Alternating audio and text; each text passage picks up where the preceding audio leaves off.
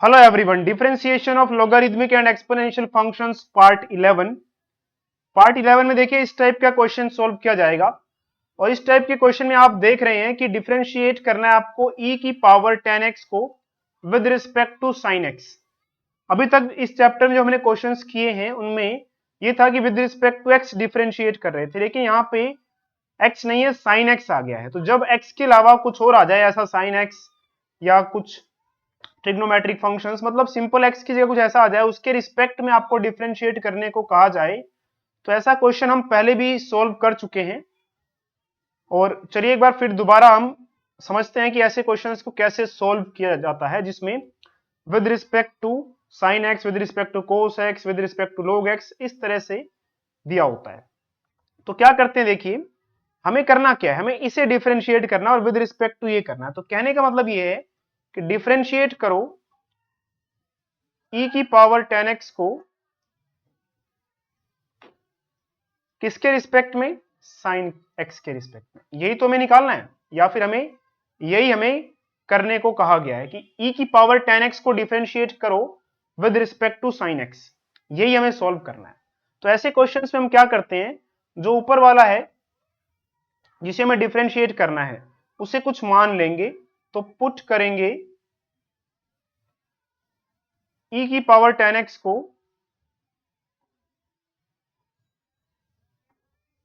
m, कुछ भी मान लीजिए, m n x y जो मर्जी मान लीजिए, m मान लिया हमने। और ऐसे ही नीचे वाला जो है साइन x, उसे भी कुछ मान लेंगे, तो उसे हम मान लेते हैं n के इक्वल। तो इस तरह से पहला स्टेप होता है कि जिसको डिफरेंशिएट करना है उसे कुछ मान लिया जाएगा, m n जो मर्जी मान लें, और जिसके रिस्पेक्ट में डिफरेंशिएट करना है उसे भी कुछ मान लेंगे हम, जैसे कि यहाँ पे हमने n मान लिया है।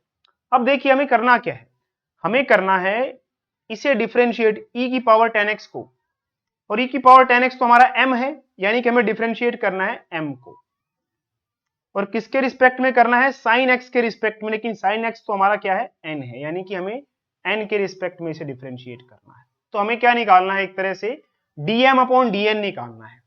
अब थोड़ा सा क्वेश्चन आसान लग रहा है कि हाँ dm अपॉन dn निकालना है, अब कुछ dy बाई dx जो हमने अभी तक निकाला है कुछ वैसा वैसा सा क्वेश्चन लग रहा है। तो ये हमारी फर्स्ट इक्वेशन मान ली जाएगी और ये हमारी सेकंड इक्वेशन मान ली जाएगी। तो अब क्वेश्चन क्लियर हो चुका है कि dm अपॉन dn निकालना है। तो पहले फर्स्ट इक्वेशन से स्टार्ट करेंगे। फर्स्ट इक्वेशन हमारे पास है e की power 10x is equal to m। अब हमें चाहिए dm, हमें निकालना था dm अपॉन dn। ये देखिए, तो dm का मतलब डिफरेंशिएट करना पड़ेगा m को, तो डिफरेंशिएट तो करना ही है, तो चलिए डिफरेंशिएट कर देते हैं पहले। तो डिफरेंशिएटिंग बोथ साइड्स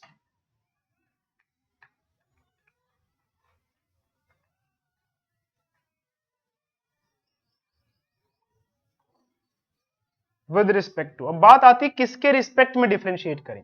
देखिए फर्स्ट और सेकंड इक्वेशन दोनों में ही x आ रहा है, तो x के रिस्पेक्ट में डिफरेंशिएट करना है, तो with respect to x differentiate किया जाएगा।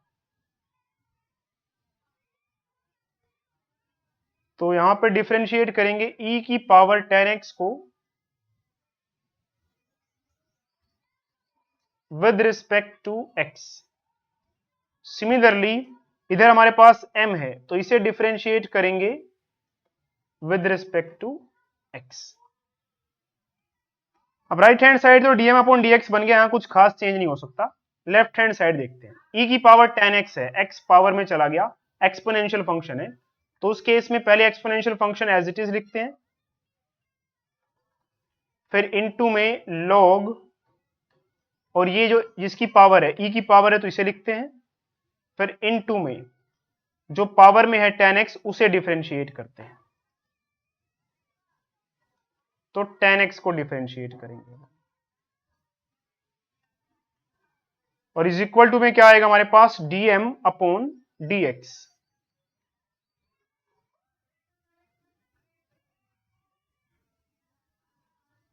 तो ये बन जाएगा, देखिए e 10x, ये लोग ही तो 1 बन जाएगा, और 1 मल्टीप्लाई में रहेगा, उसे लिखने की जरूरत नहीं है। 10x को डिफरेंशिएट करेंगे विद रिस्पेक्ट टू x, आएगा secant square x। Is equal to dm upon dx। ये हमारी थर्ड इक्वेशन हो गई। तो dm अपॉन dx आ चुका है। अब क्या करना है? अब सेकेंड एक वाली इक्वेशन हमारी sin x is equal to n है, तो इसको यूज करते हैं। तो हमारी सेकेंड इक्वेशन थी sin x is equal to n। अब इसे डिफरेंशिएट करेंगे both sides with respect to x।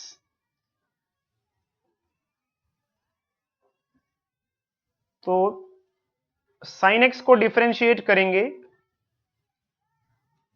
With respect to x, इधर n को डिफरेंशिएट करेंगे विद रिस्पेक्ट टू x।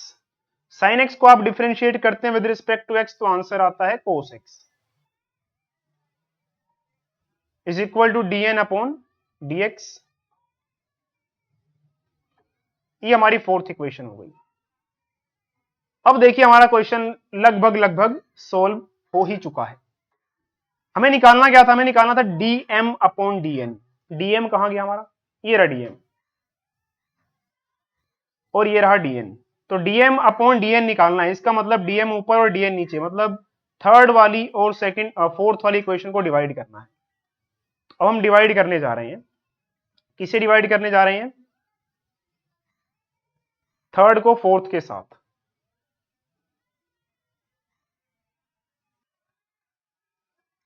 तो थर्ड इक्वेशन को हम फोर्थ इक्वेशन से डिवाइड करने जा रहे हैं। Third equation divide by fourth equation. Third equation हमारे पास है, कहां गई? ये रही, e की power 10x secant square x।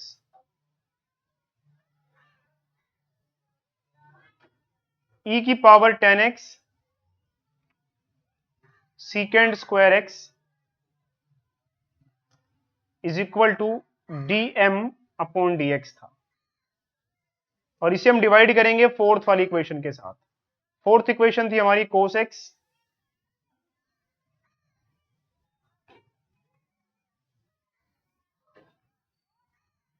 Is equal to dn upon dx। अब जब आप डिवाइड करेंगे, देखिए dm के नीचे dx, dn के नीचे भी dx, तो dx से dx कैंसिल हो जाएगा और इधर बनेगा e की पावर 10x इनटू में सीकेंड स्क्वायर x और डिवाइड में cos x।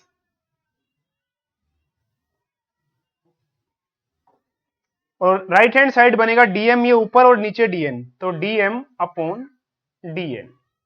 लीजिए यही हमें निकालना था ना, और यही हमारे पास आ चुका है। अब आप क्या कर सकते हैं? इसमें एक स्टेप और एक्स्ट्रा ऐड कर सकते हैं। देखिए ये cos x नीचे ऊपर चला जाएगा तो ये सीकेंड बन जाएगा। e की पावर 10x